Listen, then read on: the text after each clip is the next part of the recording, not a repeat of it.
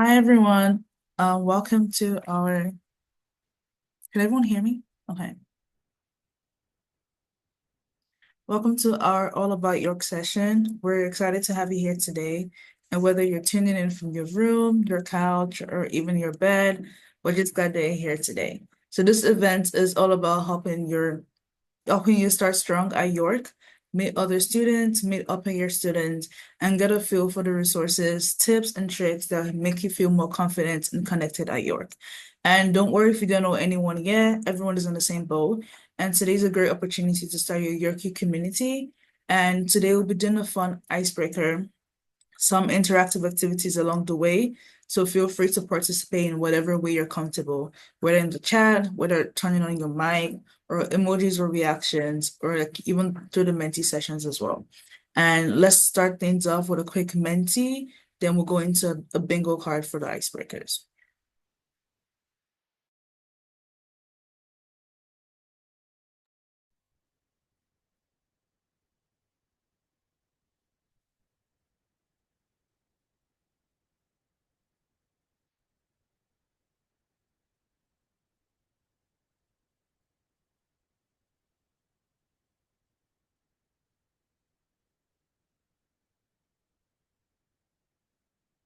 All right, so if you could all go to menti.com and enter the code 81269584, you should be brought to our Menti.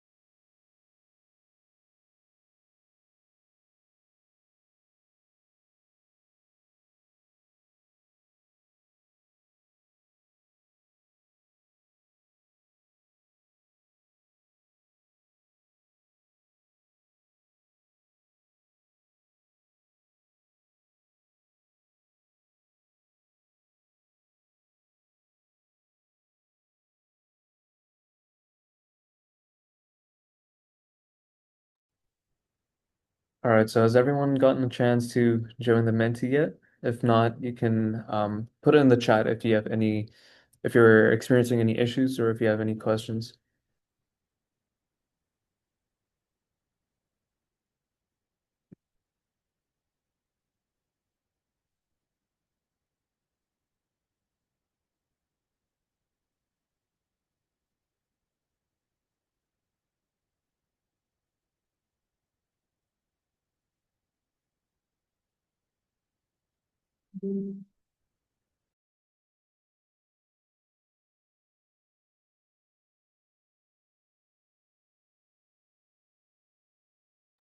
All right, so let's get started. So the first question of the day, we're going to keep it a little simple.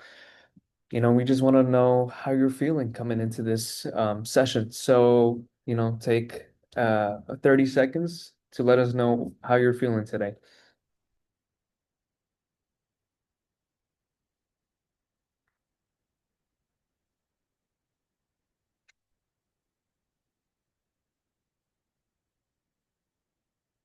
Okay, so a lot of us are excited. That's nice.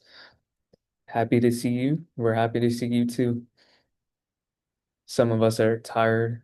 Yeah, it's 10 in the morning, so I feel you. Calm, great, a little nervous, but here, we completely understand. Going into first year can be very nerve-wracking, and that's exactly why we're here to help you out. I'm sick today. Well, we hope you feel well. Feeling great.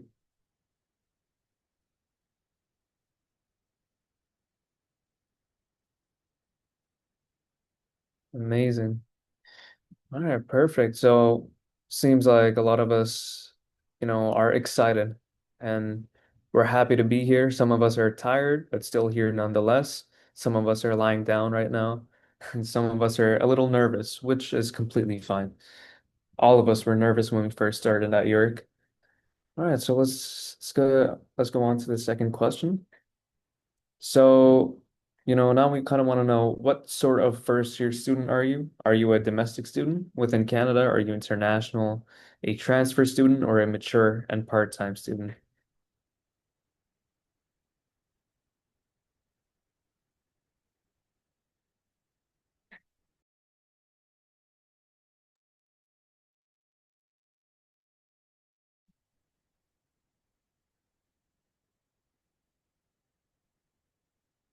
For those of us just joining, you can still join the Menti by using the code at the top of the screen.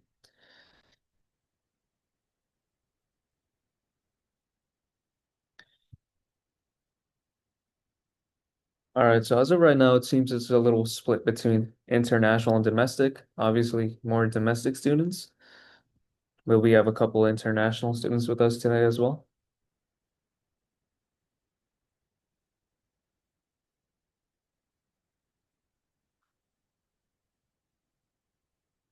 All right, perfect. So, coming into today's session, what topics are you most excited to learn about? Or what do you want to know the most about? High school versus uni life, Passport York, so that's your access to all York resources, finances at the university, getting involved at uni, campus resources, or academics.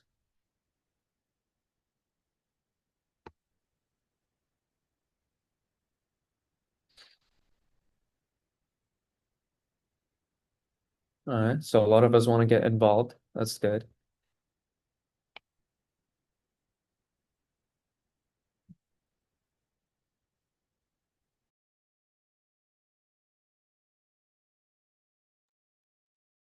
I'm not too sure if the yellow one's high school versus uni or academics. They kind of look the same. But so some of us want to learn about Passport York, some of us about finances. All right, perfect. All right, so that is all the questions we have for right now. So let's get right into it.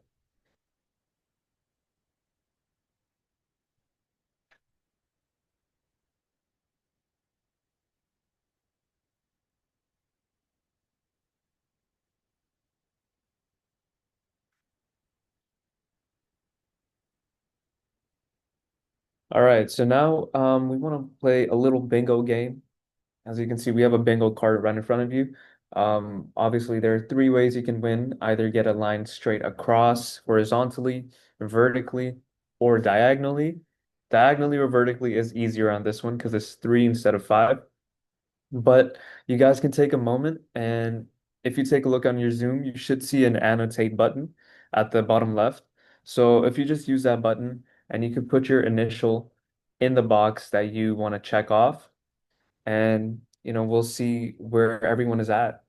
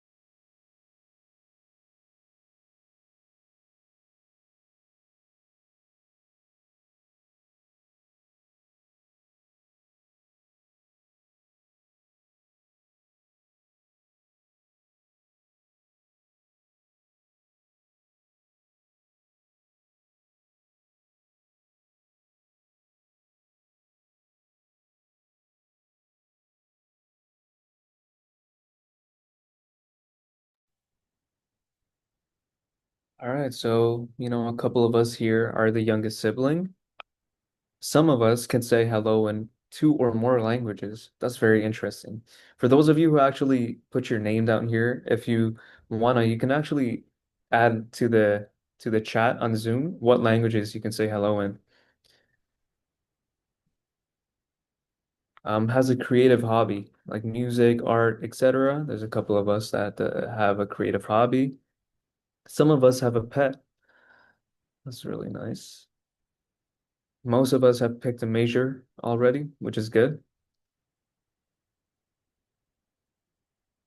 A lot of us stayed up past 12 this week. Some of us don't drink coffee. I'm actually one of those. I can put my name down there as well.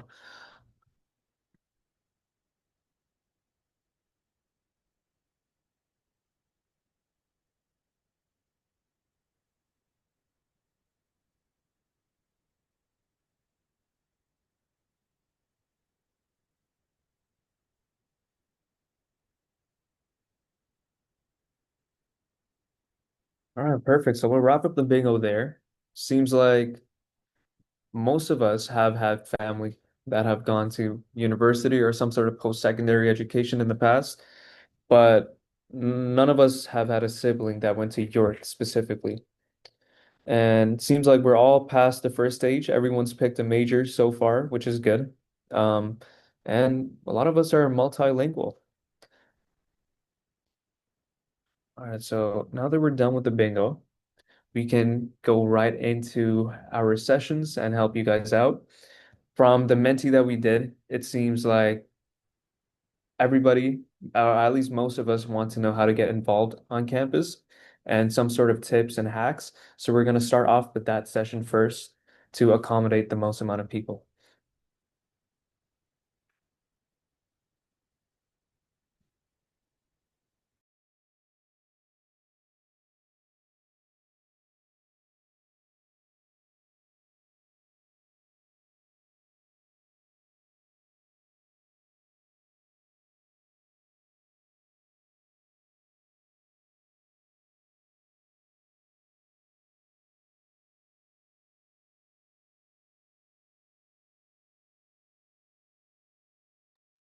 Oh, I still have everything on.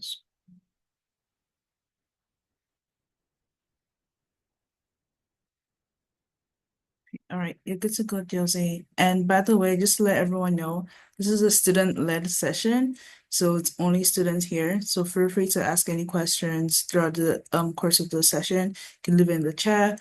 We're all students as well, so yeah. Okay, so hi everyone. I hope you can all hear me okay. My name is Josie. I use she, her pronouns, and I am currently serving as one of the orientation chairs for McLaughlin College at York this year. So I am helping to plan Frosh Week and orientation for everyone.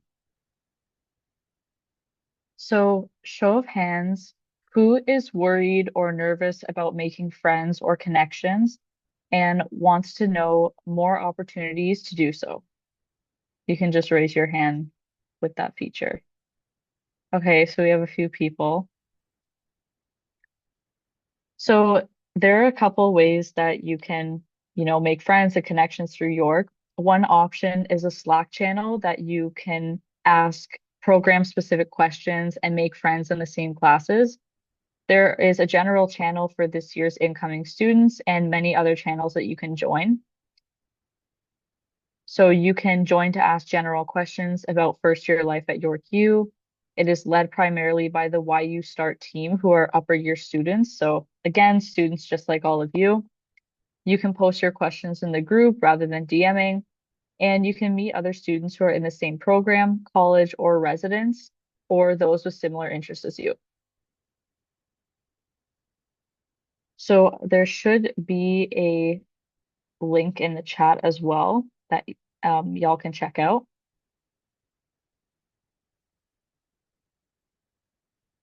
So making friends and connections in university is a little bit different than high school. You in high school you see the same people every day from Monday to Friday, so it's easier to stay connected. Not everyone comes to York every day in university, and there isn't a set schedule. Students have many commitments and so many come to class and then may immediately leave.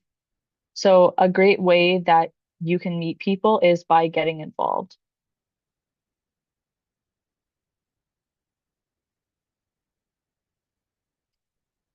Sorry, I'm just seeing in the chat there's someone who can't see the link.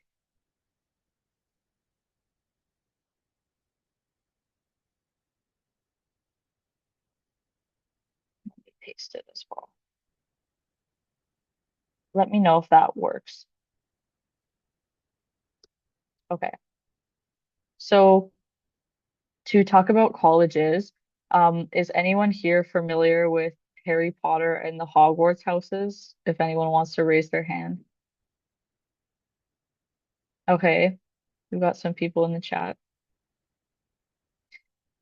Okay, so the York College system is a little bit like that.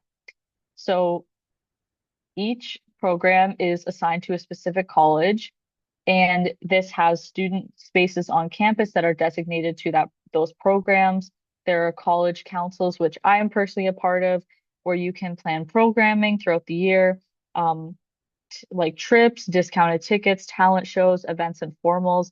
I know that my college in particular does like a Montreal trip. I know some people go to Blue Mountain, Niagara Falls. There's so many different opportunities. It offers an amazing social experience. I know for me, I've made so many different friends through my college and even just being around other college spaces that I'm not personally a part of. Um, and you can be sure to find your colleges on social media and look into Frosh to learn more about college life. So I would say that following your college council on Instagram is probably the fastest way to get updated information. It's very accessible. You can DM people, you can comment on posts, and especially in regards to orientation or Frosh Week, the same thing. Um, there will be a lot of like frequent updates through those pages.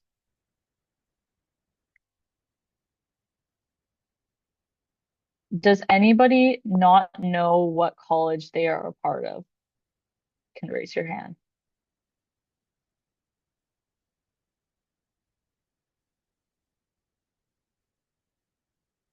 Okay, so it seems like most people do know which college they're a part of, which is awesome. Okay. Yeah, so we can paste the link in the chat as well that will help you to find the college that you are a part of. So again, it is based off a program.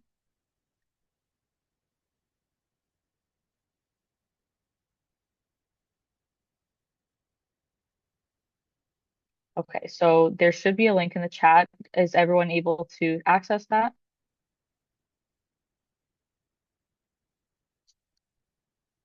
Okay.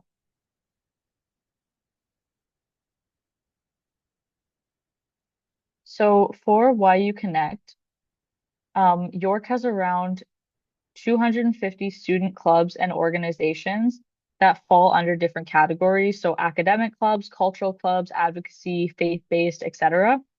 You can enroll into clubs on the YU Connect page and stay tuned for club fairs. Clubs is another great opportunity at York that you can be a part of.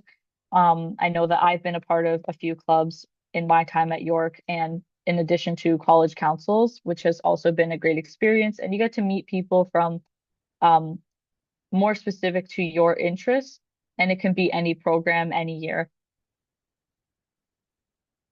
And if you have been in a club before, um, if anyone wants to share, even in high school, how they enjoyed it. For me, I was in a club for the past 2 years called Crochet for a Cause. So I love to crochet. I love like doing crafts and fiber arts. So for me, I was able to go to this space where I could sit, I could wear headphones, or I could just talk to people. The executive team or volunteers would teach you how to crochet. You were able to donate your work if you were interested in it. So that is like an example of a club that I had a great experience with, but there are so many different ones. So for athletics and recreation, Um, is anyone here an athlete or is interested in sports at all?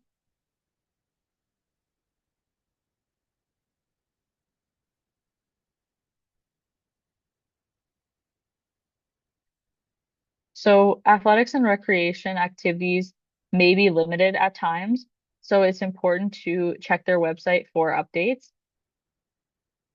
I'm not sure if there is a link as well. Um, so yeah, there's an athletics and recreation website. You can also apply to athletics and recreation through um, YU Connect. Intramurals are free and recreational competitive leagues. There are drop-in sports, tournaments, special events like Rage Dodgeball, Rage Volleyball, for example. I know those are really fun for people. You stay up all night playing. So the gym memberships, which is something that I've enjoyed accessing, is $20 for the full year, but it also includes an Olympic-sized pool, tennis courts, squash courts, 3 gymnasiums, classes, and weight rooms. So I know that personally, unfortunately, I don't work out on a regular basis. I wish I was able to, but I'm able to just drop into like a yoga session or a spin class or anything like that. And I think that for like such a well-equipped gym, it's a pretty affordable price. Yeah, so there are yoga classes. I believe there's also like different levels for it. Like there could be like really beginner, there could be more intermediate. So I would highly recommend checking that out. I see Haley wrote throwing, track and field. That's awesome. I'm sure that there's something similar that you can get involved in as well. And just going kind of back to the college system, I know that a lot of people play with their college in particular for intramural. So that's another question that you can definitely ask during Frosh Week. Okay, so tips and tricks. I'm just so some tips are to watch your grades and calculate your GPA. Visit your academic advisor at least once a year. Consistently track your grades and courses to know how you're doing. Reach out to your professors for extra help or attend office hours. I know, like, for me, I like to frequently meet with my TAs. If you are in like tutorial classes, they're usually pretty keen on helping you out and just even getting like clarification on assignments. In my experience, that has really gone a long way, especially in terms of your grades. Just being able to like clarify something you're confused about before you do the whole assignment. Using the degree progress report to track the courses that you need to graduate, use the grades and course list and your program requirements if a degree progress report is not available for your program. So I know that if you're in a double major or even if you have a minor, which is something that I'm pursuing right now, your degree progress report may not work. So you can get a course list and that'll just ensure that you have all the credits that you need to graduate. You can use the current student website to access everything you need, and I believe those links should also be in the chat.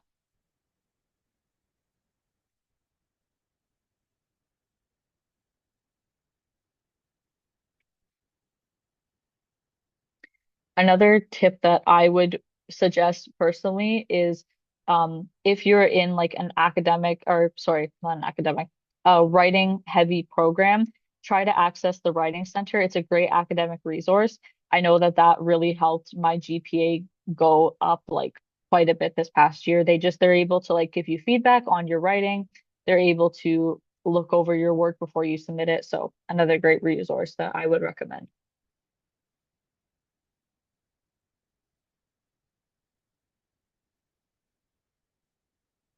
Perfect. Thank you for putting the link.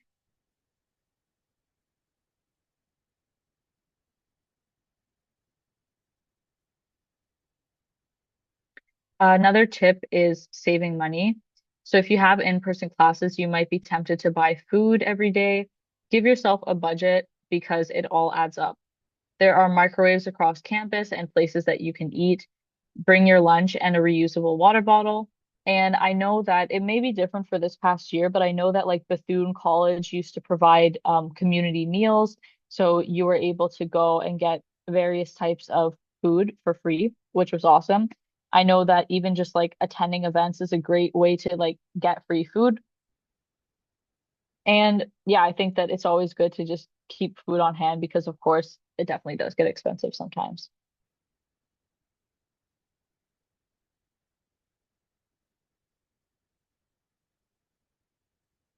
And um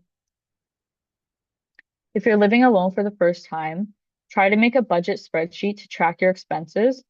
Follow York's official social media, like their Instagram or Twitter. Their Twitter is where you'll get recent updates on school cancellations, so at York University. Follow Student Life YU on Instagram, YouTube, Facebook, and Twitter for all student-related content, tips, and tricks, primarily on Instagram. I feel like, again, that's a great way to get information. You can also check your college or faculty's Instagram accounts. Following these are a good way to learn about events and different opportunities available, such as volunteer opportunities or job postings. And we're going to paste a link for the YU Connect community group.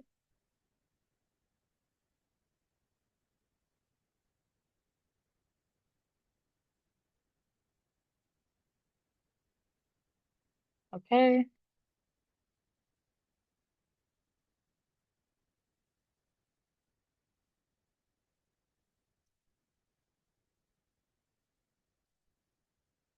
Are we able to go to the next slide? Thank you. That's all under getting involved and tips and hacks. If you have any question, you can always leave in the chat as always, and then we'll respond through it like throughout the entire session. So our next presentation is going to be on campus resources. On the Menti we did, most people showed indication of wanting to learn more about campus resources, and we're going to talk on that now.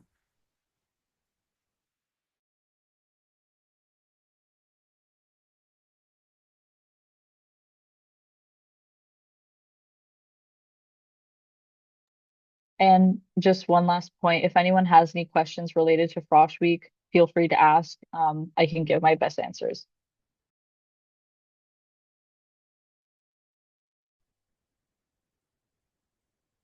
All right, hi everyone. My name is Clara, and I will be doing the campus resource slide today. Okay, so we have a bunch of different resources at York University that is catered to help students. So first we have Student Life York U, which is us. So basically follow at Student Life York U on Instagram to know about any important dates, helpful content, resources, and on-campus events, and any info. There is a question in the chat, 1 second. When is Frosh Week and what is it about exactly? So Frosh Week this year takes place from August 24th to August 31st. So Frosh Week is just an opportunity for you to get integrated with your college system as well as meeting other people. So all of the different colleges, regardless of your program, have like a week's worth of activities. So in order to participate, you would purchase a Frosh ticket. So this would include all activities, merchandise, everything for the entire week. So this is a great social orientation, but it's also a great way for you to get additional resources. All of us, again, we're students running this. We all have like great teams of volunteers.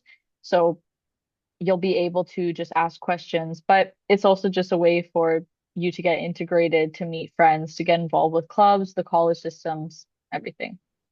I can even respond to things in the chat as well, but I'm also good to talk. Yeah, thank you, Josie, for answering that question. So next we have Learning Skills, which is they basically host workshops designed to support your academic success. And then we have the Atkinson Center for Mature and Part-Time Students. And basically they obviously help mature students or part-time students, and they held events and mentoring programs and workshops like that. We also have accessibility services. So, accessibility provides academic accommodations and supports to students with disabilities. And then we have the Center for Indigenous Student Services, which supports services to enrich Indigenous student life and promote Indigenous studies and awareness. And then we also have career education and development centers. So basically they help you with anything career related. So they have workshops, drop-in career counseling, job search, support, resume help. They even help you with your interviews sometimes. If you're nervous for your interview, they'll help you prep for your interview. And then we have the writing center, what Josie was talking about earlier. And it's basically they host a one-on-one session and workshops to strengthen your academic writing for essays and anything like that. And then we have YFS, York Federation of Students. It's our very own student organization at York University, and they basically have health and dental questions. And I would also recommend you to follow them on Instagram because they also host a lot of events, fun events where you can network with other students and make friends and get free stuff sometimes. Yeah, and then we have housing services. So, housing services is anything residence related, like on-campus housing, and yeah. And then food services, they help you with your meal plan if for anyone that is living on campus this upcoming year. Food services basically provides you with meal plans, and we will go over that in a few slides later. And then we have York International.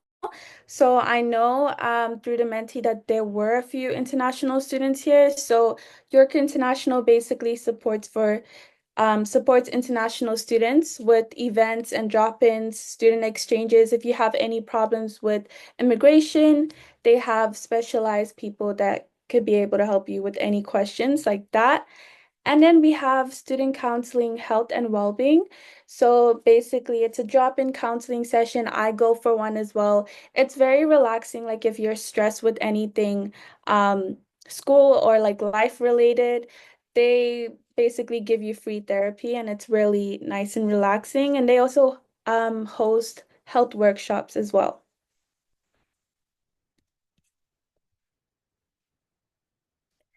So, resources for incoming students.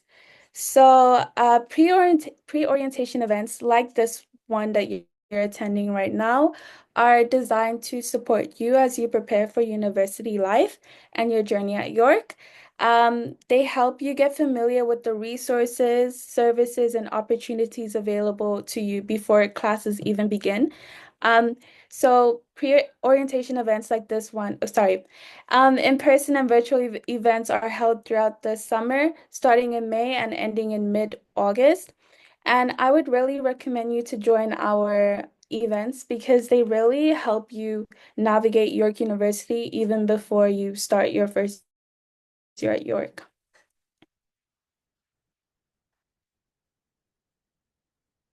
Okay, so let's start with campus tours. This is a great opportunity to visit the Keele campus in person, and you'll get to explore important buildings and spaces that you'll be using during your first year. And it's a great way to get familiar with your surroundings before the school year begins and ease any first day nerves as well. Um, then we also have virtual info sessions, well, Q&A info sessions, and these are led by campus partners and cover really useful topics like finances, housing, student accessibility services, and more. We just had a finance one. If you weren't there, the recordings would be up on our website, the transition website, if that can be linked in the chat. So it's a good chance to get clarity on anything you're unsure about, basically. And then we have York 101. I'm sorry, it's now all about York. So we have events like these, and basically, these events cover everything you need to know about York University, tips and tricks, um, as well. So other York 101 events will also be held, including York 201s, which will provide more details on how learning takes place in a university setting, and York 101 sessions, which are designed for a specific equity-deserving community of students that will introduce support and services specific to their needs, as well as provide them opportunity to engage with fellow community members. It's now renamed to All About York instead of York 101. So if you're a little bit confused about that, that's why. And then finally, you can sign up for these events at the link provided in the chat. And if you don't see one of the events listed yet, keep the link saved and check back to get it.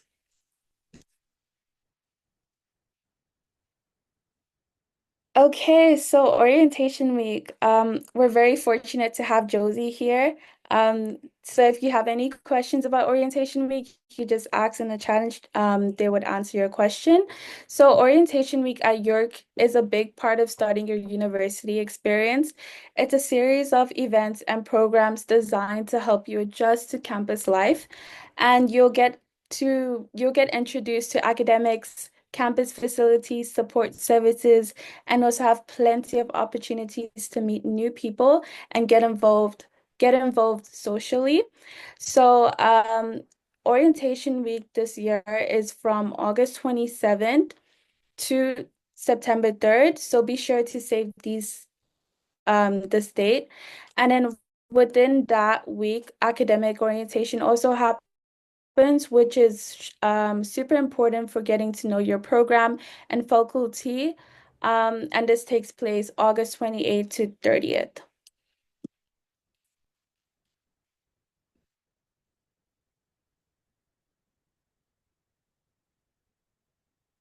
Oh, Maybe- sorry. Getting involved. Oh, is that the last slide? Josie wanted to say something? Yeah, sorry. I think there was just a typo. The orientation week this year is from August 24th to 31st. So if Okay. everyone can just note that.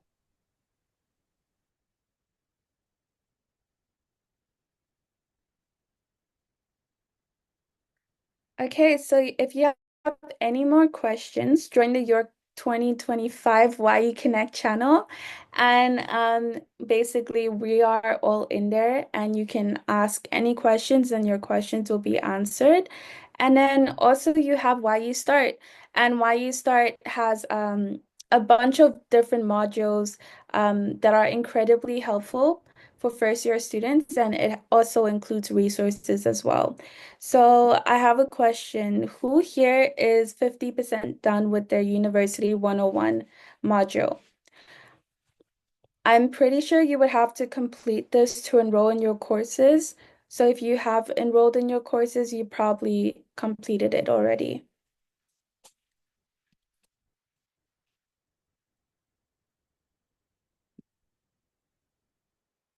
Okay, so I'm assuming everyone has finished it. If you have any questions about it, just ask in the chat and we'll answer your question. Thank you.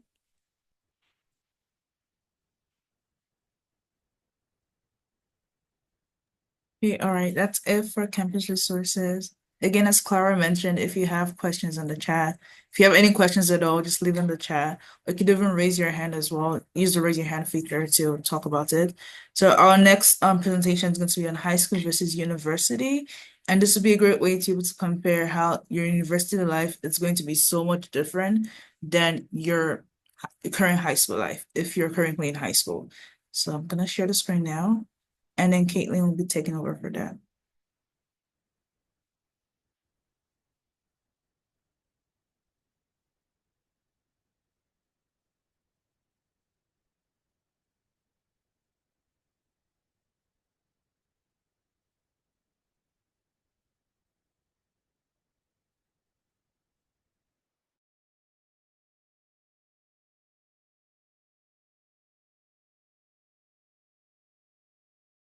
Rachel, your screen's not on full screen. Oh, sorry. Give me a second.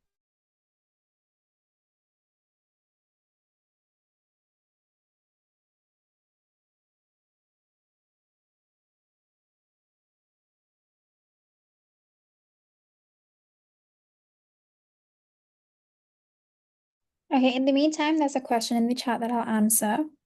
Someone asked, if you sign up for in-person classes, do you still have access to online lectures for the same course? It depends on the professor. Some professors will upload recordings of their lectures, some will not. So you'll just have to see when you start the course. It might be in the course outline. For certain courses, you might be able to access course outlines. If you Google it, you might be able to access it beforehand. So I suggest checking that out. Okay, so now we're going to look at high school versus university. There are some similarities, there are some differences, but we want you to see what these differences are so that you can be prepared to handle this new chapter of your life. Okay, first we're going to look at classes. Does anyone want to guess how many people are in an average introduction class lecture? You can leave your answers in the chat, but if you want to turn on your mic and say, you can as well.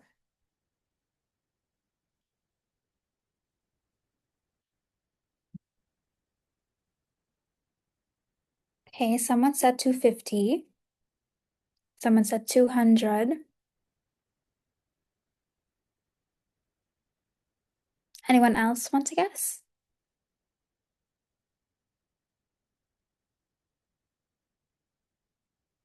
Okay, well, let's look at the answer. The answer is actually 300 to 400, which is a lot of students. So another question. How many people do you think can the biggest lecture room here at York hold?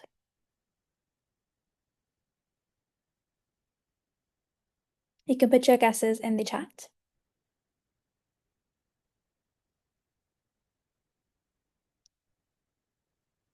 Someone said 500, someone said 300, someone said 600.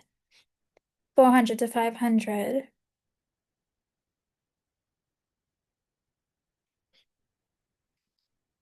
Okay, let's look at the answer. Actually, there's a lecture hall in Lausanne that can hold up to 700 people, which sounds crazy, but it's true.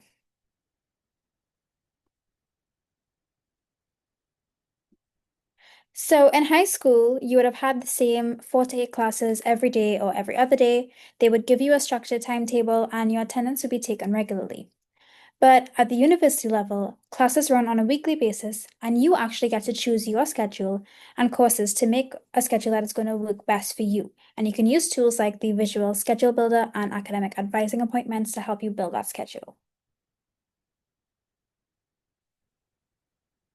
So we're going to look at 2 different kinds of classes, lectures versus tutorials. Oh, I give the answer away to this question, sorry. So lectures are larger classes. You can have up to 500 people, and the professor usually gives weekly lessons, usually 2 to 3 hours long, and attendance is usually not taken.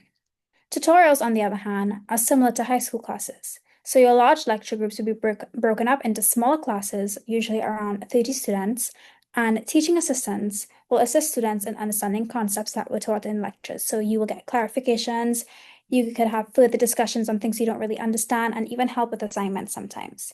Usually these are 1 to 2 hours long, and attendance is usually mandatory, and in a lot of cases, it will count towards your final grade.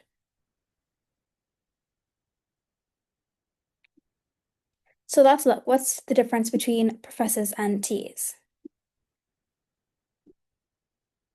So professors will teach large classes. They have weekly office hours if you need to meet with them, whether you just want to chat with them or get help in specific concepts. And these office hours might be drop-in or by appointment, and they could be virtual or in person in their offices. And your teaching assistants are the ones who are facilitating the tutorials, also labs, and they're usually the ones to mark your assignments and tests. So now let's look at class durations. Did you know that you can have back-to-back classes if you'd like? Classes actually usually end about 10 minutes early, so you can get from one class to another or to a Zoom call. So in high school, you usually had about 1 hour classes, you'd have a 1 hour lunch break, and there would be limited spare time outside of classes. But in university, classes range from 1 to 4 hours long, breaks out just whenever you're not in class, so you have a lot more spare time. And now let's look at your expectations when it comes to high school versus university. So I want to ask you, what are some of the differences between university and high school that you've heard of before or that you could just think of? You can leave your answers in the chat.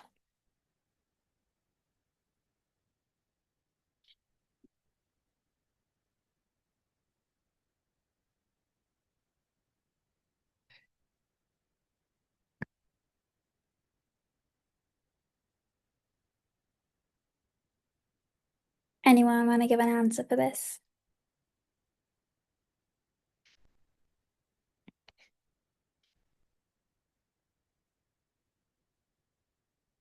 Well, one thing I thought of when I was coming to university is I thought that there'd be a lot more assignments and homework versus high school.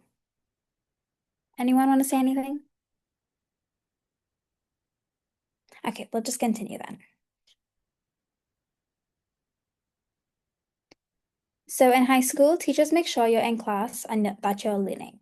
Teachers will ask for homework and assignments. But in university, you need to have self-initiative. Grades will reflect the amount of work that you're putting in, and professors won't really mention anything if you don't submit something. You'll just lose the marks. Nobody is chasing you down to do things in university. However, there are many resources you can use to help you if you seek them out, such as learning skills, the writing center, counseling, the career center, all things that we mentioned before.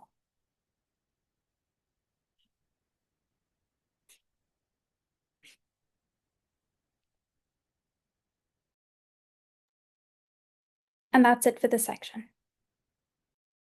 Well, thank you, Caitlin, for that. That's it for high school versus uni. I know personally I had some differences between high school and university when I first joined. So if you know anything that's like really big or like something that someone told you that you had expectations of, you can always feel free to put that in the chat and let's get the conversation going as well. So next we're gonna talk about Passport York. And I know some folks would have used Passport York throughout the course of the enrollment and YU Star. So we're gonna get onto that.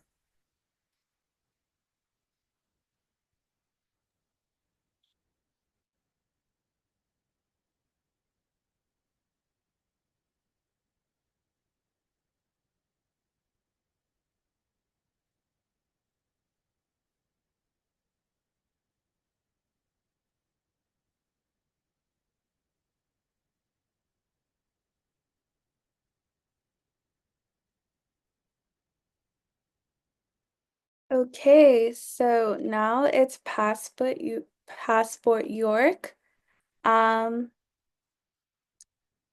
Next slide, please. So, is everyone familiar with Passport York?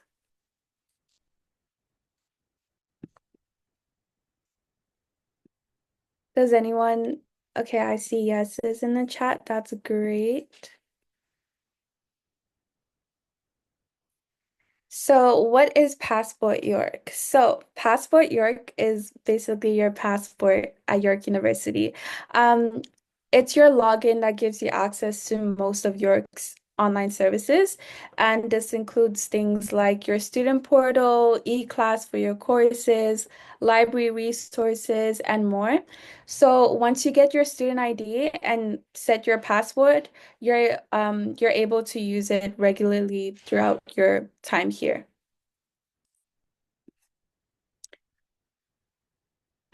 So who knows what e-class is?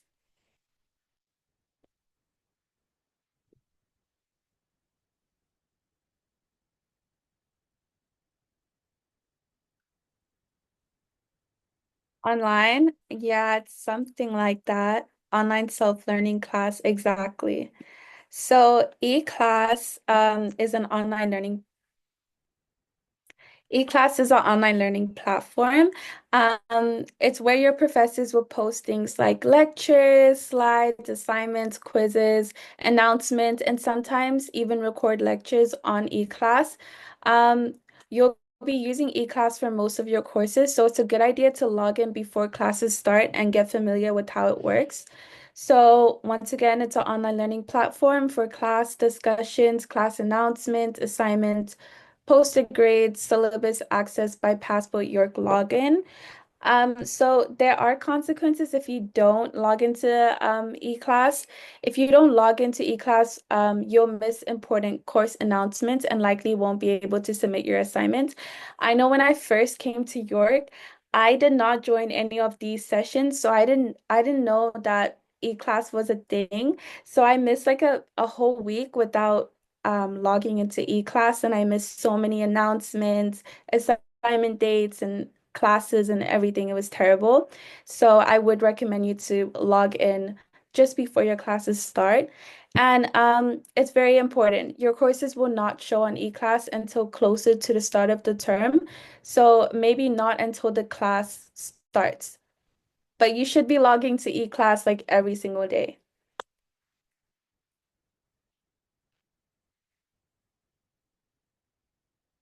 So, is anyone thinking of purchasing Microsoft Word? Um, if you are, don't, because York students get it for free. The link should be pasted in the chat on how to access Microsoft Word. And you're able to log in up to 5 devices for free. And basically what you'll get is Word, OneNote, PowerPoint, Excel, Outlook. And you'll need to get to the site and enter your passport, your credentials. Just a heads up for that.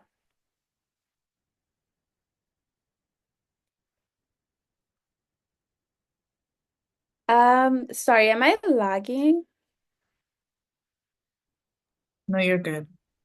Okay, thank you so much. So what comes with Passport York as well, you also get free Wi-Fi on campus. So you log in through Air York Plus and you log in with your Passport York. You also get other software or programs like LinkedIn Learning and more.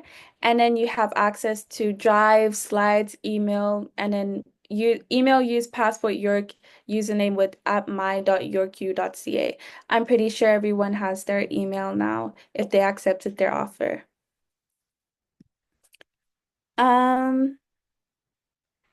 So someone asked in the chat, does the YU bookstore sell MacBooks at student prices? Not that I know of. The YU bookstore does not sell any laptops or MacBooks of any sort. They just sell textbooks, books, stationery, etc.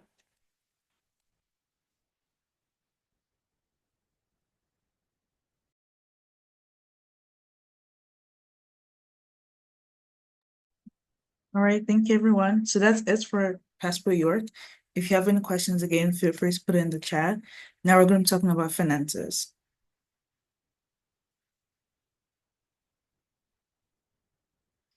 Okay, so our topic on finances, we're going to cover everything in this session. So who here knows what the deposit does? The $300 deposit for a domestic student, and then I think it's 2,000 for international student. And just leave a thumbs up if you know what the deposit does.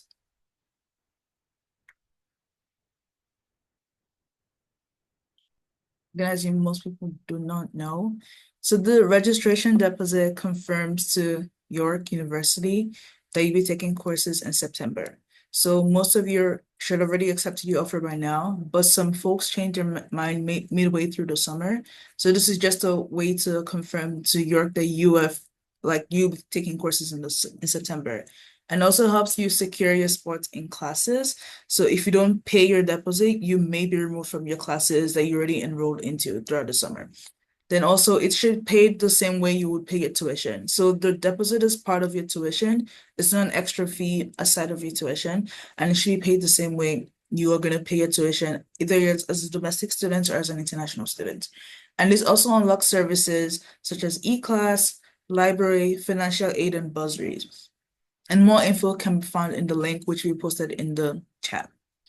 Usually the registration deposit is required on the 15th of every month after you've enrolled in your courses, except the month of August. So for example, if you enroll in July 1st to July 30th, then by July 15th, you should have paid your registration deposit. And if you enroll from July 1st to July 31st, then you should have paid your enrollment deposit by 15th of August. And if you enroll after July 31st, and that means by 10 days after your enrollment, you should pay a registration deposit. They give you a secure space at York just to confirm that you will be attending York. And do you know how to pay your registration deposit and your tuition? Can we leave a little thumbs up if we know how to do that? You can leave in the chat or can use the reaction feature. Okay, so I'm gonna assume most folks do not know how to do that, so we'll talk about this.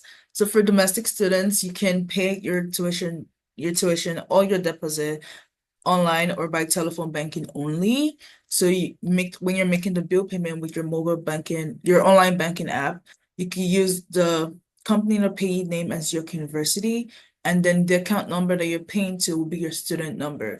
So I'm sure everyone should have had their student number once you got your offer. So that will be your account number that you're paying with for your deposit. And just keep in mind that it takes 3 to 4 business days for your payment to process. So if you pay your tuition today and then you are looking for it on your student accounts, like, oh, where's money gone to? Just keep in mind that it takes 3 to 4 business days. So if you're paying today, so Friday, Monday, Tuesday, Wednesday. So by Wednesday or Thursday of next week, if you pay today, you should be seeing your tuition reflect on your student account. Saturdays and Sundays do not count as business days, so just keep that in mind as well. And more information on how to pay and when to pay, this link will also be posted in the chat. For international students, you're either going to be paying with Western Union or the CIBC International Student Pay. I think the Western Union has been changed to Convera now. So you're either paying with Convera or the CIBC International Student Pay.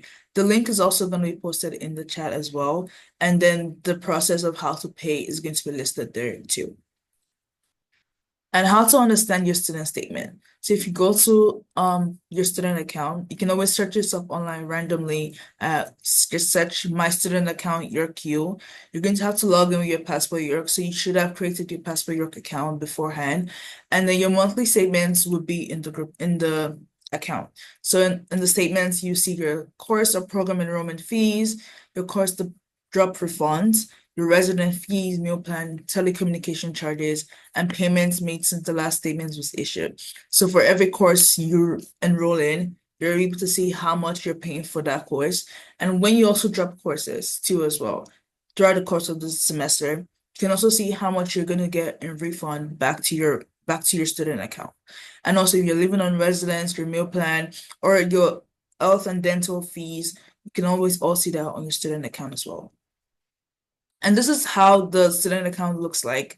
Just a quick view on it. It shows you the previous statement dates, the previous balance, and amount due on the last statement. So the previous statement date shows you the date that your last statement was issued. I think the statements get released on the 18th of every month. So if you haven't paid like your tuition, so you're gonna get the statement on the 18th of every month, letting you know that you have some amount you're owing to the university. Then it shows your previous balance since your last statement and the amount which was paid from the last statement to avoid interest charges. So there's a 1.09% interest charge on every tuition every month on the tuition that you haven't paid.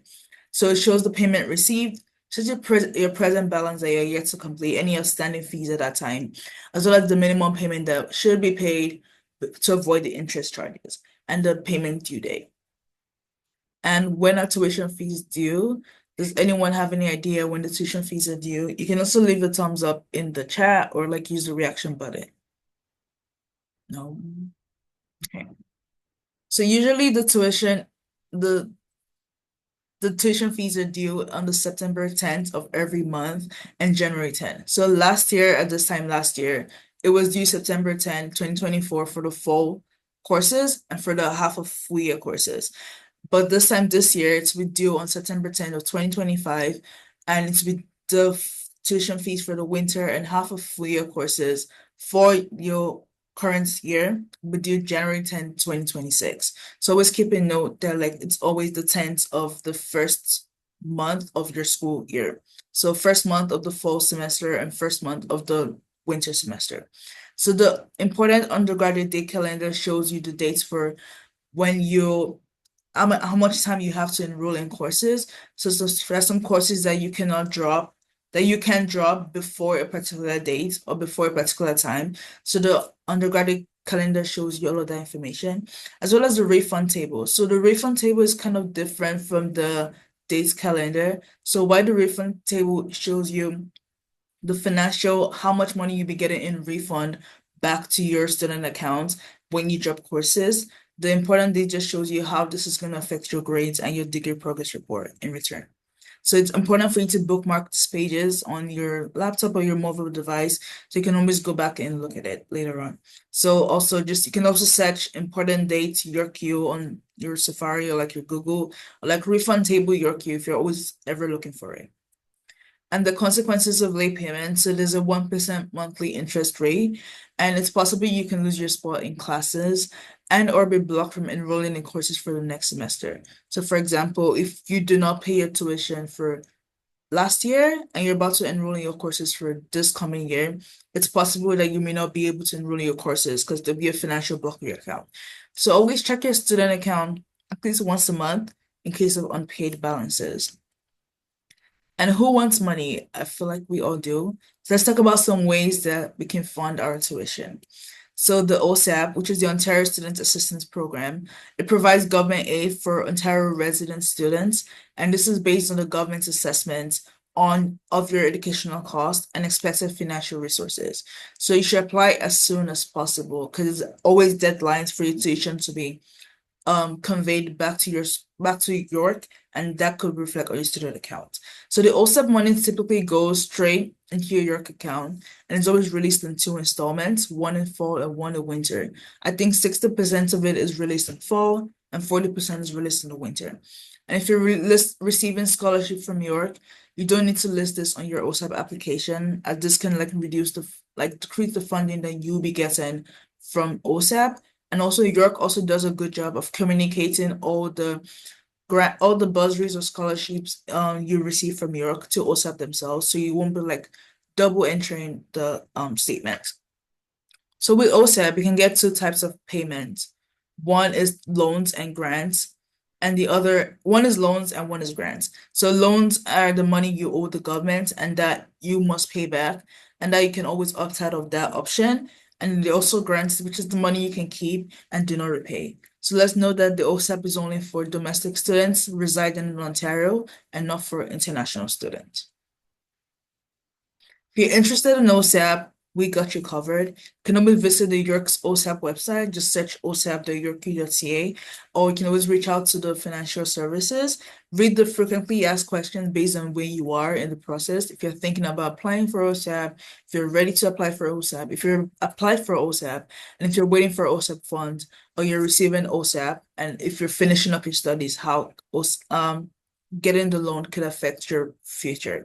Also, we had a virtual info sessions of financial services this week. If you're able to join, this was mostly covered in detail. But if you're not able to join, the link we posted on our group chat. The link will be posted in the chat for the link to our website and our YouTube channel, which recording will be posted on later on. And also, we're also having another Q&A session for financial services later in July. So if you go to the events tab of YConnect, you can see the place to register for another session of financial services. So if you have any more questions, that could be answered by an official staff in the financial services. So your student financial profile, this is what you use to apply for awards, bursaries, and scholarships. And you must complete this to be eligible for on-campus work-study jobs. So the scholarship is based on merits, and it recognizes exceptional talent and promises. The awards are just based on academic criteria or non-academic criteria, and the bursaries are applied based on financial need. And your work-study positions on campus provides on-campus employment. They're usually flexible with school hours, as you can work within your school time, and helps develop professional skills, and many different positions are always available on campus. And this will be available to you for the fall-winter session at the beginning of August. The Bennett Center for Student Services is where you can find the registrar's office, which has the financial services office as well. So if you need more information on how to contact them, you can always go to their website, use the phone number to call them, and which you'll be placed on a queue, be able to speak to a service assistant, as well as you can email them and always include your full name and student number, and that's how they'll be easily find your account, as well as the live chat of a QLS chat, which you can always use to talk to a service assistant easily. For where to find Bennett Center, you can always use the YorkQ map, or you can come around for our campus tours and we can easily show you that. So that's it for financial services. If you have any questions, feel free to leave it in the chat, and we'll be going over everything in the chat later on. And for our last session, we're going to talk about academics, which I guess is the part that most people are, I guess, excited to talk about, since that's the main focus of university life.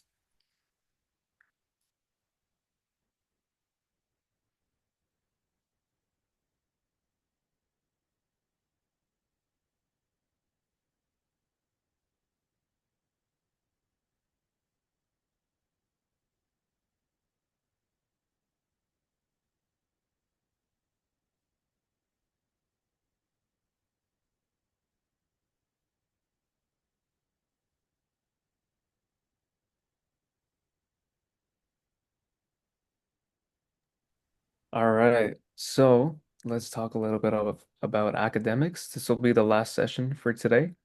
So let's get started.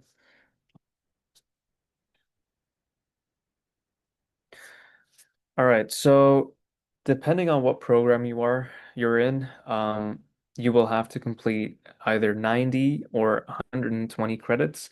There are actually a few exceptions that you'll have to go even higher. I know engineering is one of them, which is about 140 to 150 credits. So a regular bachelor's degree is 90, and an honors degree is 120. And each course you'll be taking throughout your 4 years or your 3 years at uni will be from 3, 6, or 9 credits. There are some 4 credit courses as well. Um, Throughout the whole year, 30 credits is considered 100% course load. This will, if you split it halfway, it'll be about like 15 credits a semester, and a full-time status per term is 9 credits. So 100% course load would be 30 credits per semester. Full-time, to be considered for full-time, if you're applying for OSAP or anything like that, would be 9 credits. Sorry, yeah. And then for students with permanent disabilities, that would be 6 instead of 9 credits. So in terms of the courses you can take, 3, 6, or 9 credits, 3 credits is usually a single term course, and it'll take you to about 3 hours of work for a single week, which is basically you can kind of take the amount of credits and directly translate that to how many hours you'll have to work a week. So 3 credit course means 3 hours a week. 6 credit course will also be 3 hours a week of work, but this is a full year course. So this will be both fall and winter. There are accelerated 6 credit courses where it'll be a one-term course, but that would mean you'll have to do 6 hours of work for that course. You can also take like 6 credit courses in the summer, which would be a single term course as well. But again, it'll just be more work in a shortened amount of time. 9 credit courses are roughly 4 hours of work a week, and they are also full year courses, fall and winter. And as such, compared to 6 credit courses, they'll have a larger workload.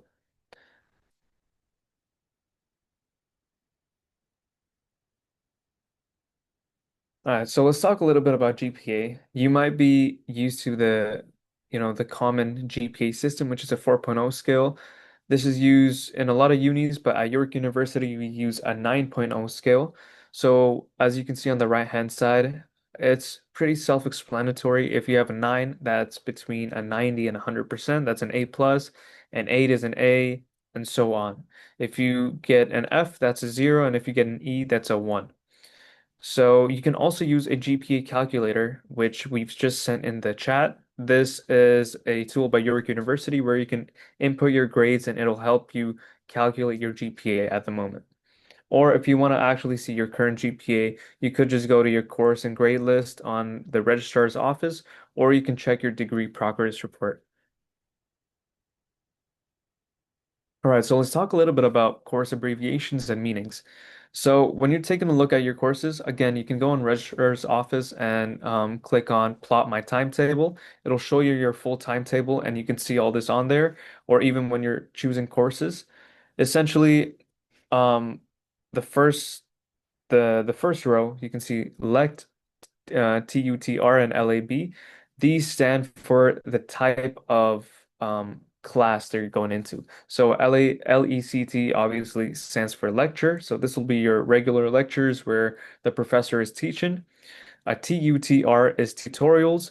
So depending on what program you're in, tutorials can be a range of stuff. A lot of the time these are graded for attendance and you gotta go to these tutorials and actively participate. Sometimes, I know in engineering, a lot of tutorials are more so a time for TAs to go through questions that people might have or some textbook questions and help solve them, but they're not actually mandatory or they don't take attendance. So tutorials really just depend on the professor and the course itself. And then LAB is a lab.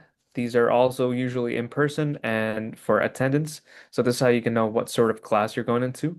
Next, we have REMT. So this stands for remote. Remote means a fully online course with synchronous timings. So synchronous essentially just means you'll still have lecture times or you'll still have tutorial times, lab times, or whatever it may be, but it'll be fully remote and not in person. Whereas on the other hand, ONLN is also online. However, this can be synchronous or asynchronous. Asynchronous, essentially, there's no meeting time for that course, and you can just do everything on your own time at your own pace. ONCA means online campus. So essentially, this is online except assessments like exams and midterms and stuff will be in person on campus. And then lastly, BLEN stands for blended learning, which is a combination of in-person and online learning. All right, so let's talk about the course website. So you can go to the course website for course times, descriptions, locations, and instructors. This will essentially help you build your timetable and actually enroll in courses if you haven't done so already. If the course or the course location or the instructor's not listed, then you can check back later. Sometimes it takes longer to actually uh, fill out that information from the university side. And then once you've enrolled in courses, again, like I said earlier, you can go to registrar's office and click on plot my timetable and it'll show you your full schedule. Speaking of plot my timetable as well, I just want to point out that if you guys don't know already, we do have a visual schedule builder. So this is essentially before you enroll, you can go in here and make your schedule and kind of like take a look at it before you actually enroll. Instead of just going through all course descriptions on the course website, the schedule builder will let you see your timetable in real time. All right, so talking about the course website, when you go into the course website, you'll have a whole bunch of options on the left-hand side where you can search courses by subjects, by terms, all that sort of stuff. There's many options for you to choose from and filter stuff out. Once you actually click on a course, you'll be met with a description like this. On the top left, you can see this course, whatever the name is cross-listed to SC Math 1019. So cross-listed essentially just means that this course is offered jointly by two different departments or units of teaching. Essentially, it's the exact same course, but it has two different names. This one, I'm not sure, it might be Math 1019 and EECS 1019, if I remember correctly. So it's the same course, just two different names for it. Then if you look at the course descriptions, you'll see a spot where it says prerequisites. So prerequisites are courses that you must complete before enrolling in this course. So for this course, the prerequisite is Math 1190 or two 4U math courses, including MHF 4U. So essentially, you must have completed either Math 1190 or two 4U math courses before you're allowed to take this course. If you take this course without completing prerequisites, then you will be de-enrolled sometime in the semester or even before it starts. Then finally, we have course credit exclusions, which essentially just means these courses cannot be taken together as uh, or cannot be taken for a credit separately, as a lot of the content in these courses overlap. So you can't take one and then the other and expect credits for both as they're way too similar. All right, finally, let's talk about some study tips. So throughout the year, we have many resources to help you study. Firstly, we have learning skills, which is here to provide you with workshops on tips on how you can study. And there are also mentors essentially that you can go speak with, and they'll help you out in real time. We'll send a link in the chat as well for learning skills. Other tips that we can give you as students is to dedicate a study space for yourself at home, or even a study space on campus that you use only to study. So away from any distractions, obviously away from your phone and social media. You're on campus, we would recommend going to a library like Scott Library or any of the other ones we have, like Stacy or Schulich Library. And then find a quiet space where you can focus, put in headphones, put on music, whatever you want, and just find a space where you won't get distracted. Second, adapt your routine and create a study schedule. There are many resources out there. You can search it up on Google, or even given to you by York, that you can use to sort of manage your time. Because coming into York, especially first year, it can get a little hectic, right? There's a lot of work, and if you don't manage your time wisely, then you'll get overwhelmed. So as a student, I want to like put you guys on to Notion, which is one of the applications that I've used since first year. Notion essentially lets you build a whole. It has many templates, but it also lets you build like a whole program schedule that you want to make, a weekly schedule or a monthly one. You can put in all your due dates in one spot for all courses. And honestly, I've been using it all for years, and it's helped me out tremendously. It allows me to focus on everything other than actually trying to remember when something is due, because everything's right there in front of me. So I can focus on other stuff. And then finally, know how to connect with your instructor and stay up to date with your classmates. So all instructors, professors usually have office hours, and they also answer emails. So make the most out of any resources that you're given in your courses. If the instructor has office hours, go. If you have any questions, ask them during those office hours. It's the best time to ask questions. You can even ask them after lectures, but it's not the best time. Office hours would be better. Emails as well, not the best, because they might not answer on time, or they might not give you the full answer, which is why office hours, make the most of them. And then if your class has any discussion groups, or if you're willing to make a group chat for that class yourself, make sure you're in touch with your classmates. So if you have any questions, you guys can help each other out. And then lastly, if you want to view any more study tips or attend our workshops, then you can go to the link on this page that we will also send in the chat for learning skills. Finally, we also have Zoom. Again, like we said earlier, if you're doing blended courses or remote courses, any online courses, you will be using Zoom. When you're accessing Zoom with your school account, there is a specific way to do that. Essentially, you will be using your Passport York. When you go onto Zoom, it'll give you some options on how you want to log in, and you will use the SSO option. This will it will send you to a spot where you got to put in your queue. Once you put in your queue, it'll redirect you to your Passport York login. Once you log in through there, it'll automatically take you to York University's Zoom. This can also be used for personal use and as well for classes. And we have an 8-step guide right here that will also send you the link of that you can use to go through how you want to set up your Zoom. Then we have textbooks. So most of your courses obviously will be using textbooks. If you want to buy textbooks, actually, before you buy any sort of textbook or spend any money, make sure you check your course syllabus. So this can be found on your e-class whenever you're enrolled in courses, usually before the first day of classes. Your professor will set up the e-class and send out a course syllabus. Always go through your course syllabus before school starts and take a look at what textbooks are necessary. And if there's not a lot of information, wait till the first day of classes. Go in, the professor will almost 100% talk about the textbook. Once you're sure about which textbook to get, you can go into the bookstore website, so York University bookstore website, And as you can see on the left-hand side, you can search for your textbook. You can put in your campus term, your department, your course, and then finally it'll show you the textbook itself, and you can just buy it from there. On the next slide, I think we have options for you to pick up. Yeah.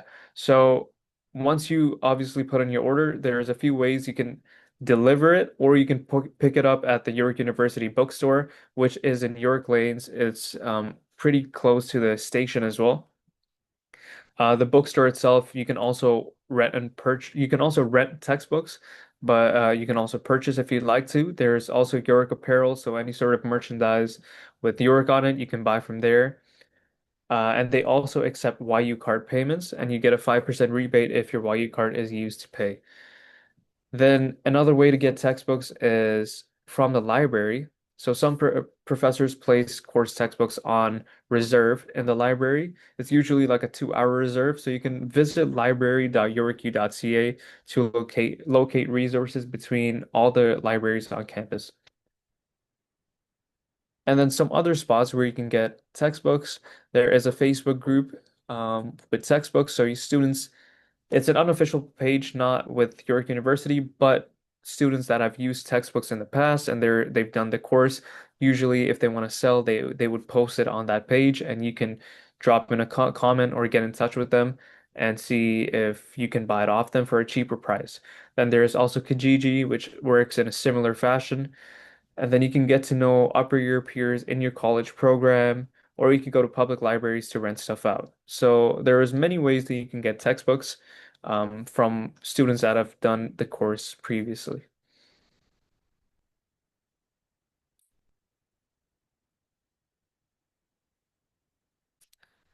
And I think that is it for academics. And yeah, thank you. All right. Thank you everyone for joining us. Oh, sorry, Clara. Okay, so thank you everyone for joining us once again. We will now open the floor for any questions that you may have, like during the presentation. Maybe you have a follow-up question for what you asked for earlier, or anything you're unsure about.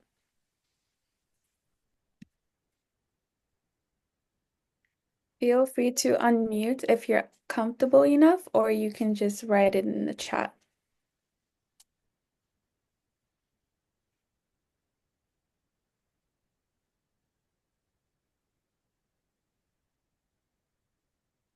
Yeah, hi, I'm Akhilesh. I'm joining the BCom Finance program. Is there enough time to walk between the most distant separated classrooms on the Kiel campus in 10 minutes? 10 minutes. It depends on the building. Do you know where your classrooms are? Well, one is a DB and one is the Stedman lecture halls or the Curtis lecture halls. Yeah, so yeah, you would be able to get to your class in 10 minutes. DB is relatively close to Stedman and Curtis Lecture Hall. It's more of like a 6-minute, 5-minute walk, so it shouldn't be that bad. Thanks.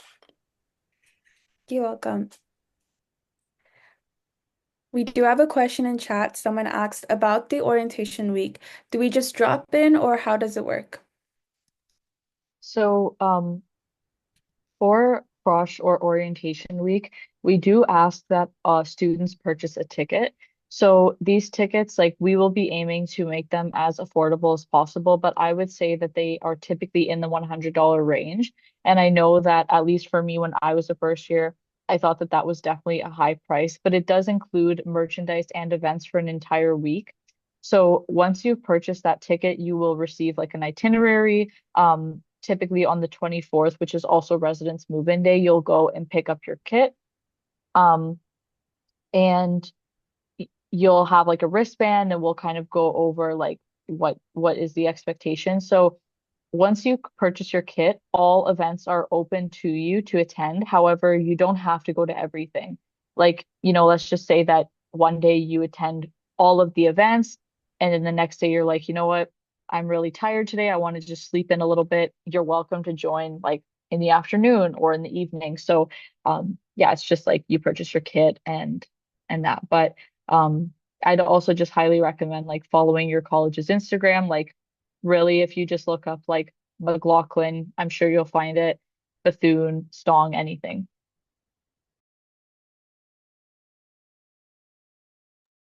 Perfect. Thank you, Josie, for answering that question.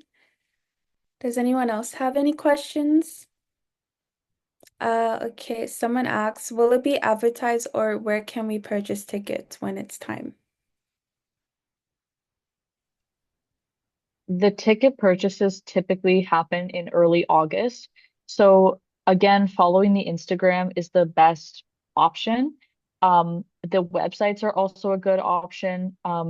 So like if anyone feels like it, if you would like to share which program you're in, I could potentially direct you to that social media page just so that you can get frequent updates and be able to like right away purchase that ticket and secure your spot. Okay, winters. I'm just gonna write these in the chat, the different ones. I'll try to get all of them.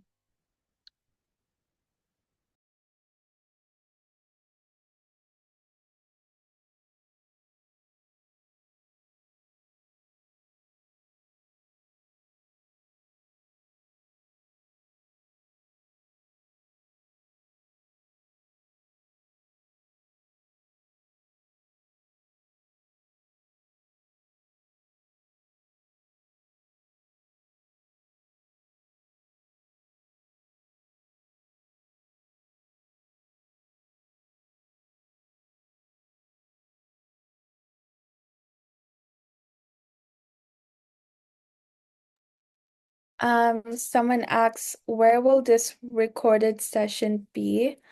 It's not recorded. Rachel, can you answer this question? Oh yeah. So the session is being recorded now. It should be available on our Student Life YouTube channel or or our orientation and transition website. So I think the link was posted in the chat earlier. You can just go to the website and then in like a week or two, this session should be up there. Yeah, and if you missed any, we do have more York 101 events that you can attend. And it's on our YE Connect page. All right, Josie's putting in all the Instagram handles for each colleges for their orientation week. If you belong to any of these colleges, it's be really good to just copy and paste it onto your Instagram and then just log in. Someone mentioned during Bethune. Just give her a second. All right, it's Bethune College. So if you belong to any of these colleges or any of this faculties, just make sure to log in to just search, copy and paste the Instagram handle to your Instagram and just keep up with any information going on. And while that's been handled, we're gonna wrap up this Q&A session with a quick little Menti just to get a feedback because time's already passed now. And I'm gonna share the screen and then I'm gonna lead the Menti session.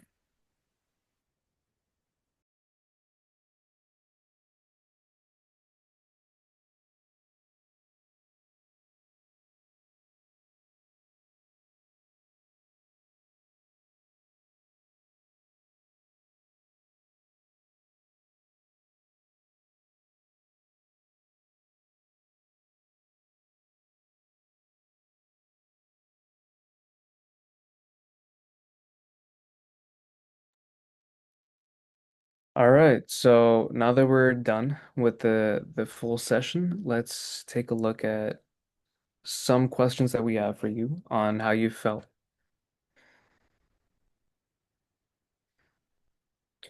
All right, so how do you feel after today's session? Satisfied, neutral, or unsatisfied?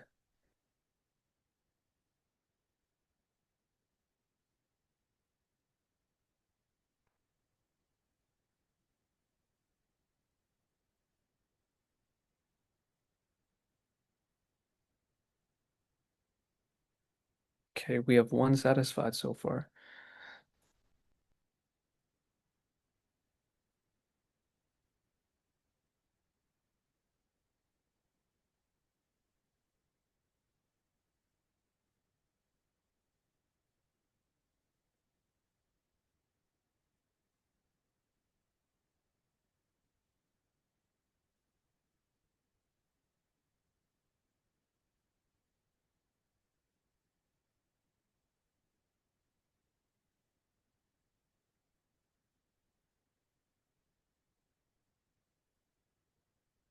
Okay, so far seems like most people were satisfied of the session.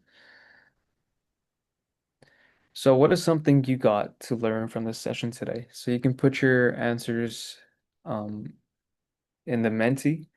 So something you learned, something that you didn't know, or any question that you had that was answered. You can put down whatever you got out of this session today.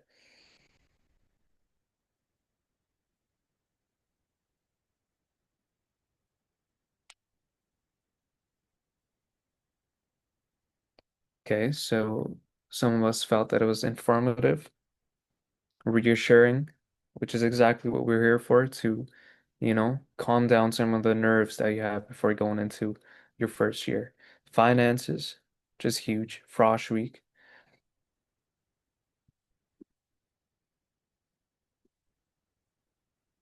Perfect. We got another Frosh week. Yeah. From my own experience, I do highly recommend that any of you first years go and attend Frosh Week because it's gonna be the perfect chance for you to get to know people in your own faculty, not just faculty, but programs around you, and get to meet a lot of people, especially if you're a little more nervous about, how you're gonna make connections once you get into university. I would highly recommend going to Frosh Week. It's the perfect way to get to meet people.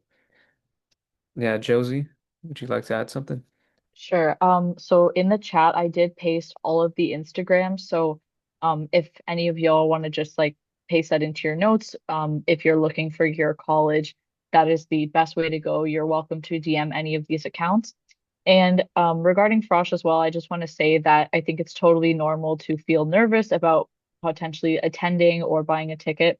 I know that for me, I was definitely a lot more reserved in my first year, but there's also going to be a lot of opportunities to just have like one-on-one conversations with people. Like it's not just really big events. I know that for me, I'm a little bit more introverted at times, so those are events that I like to attend.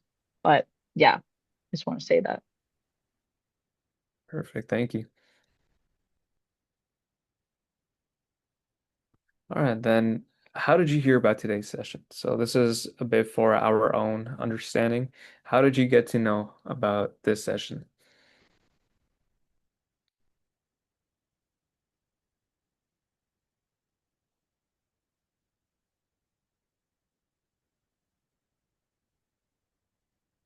Okay, we got Why You Connect.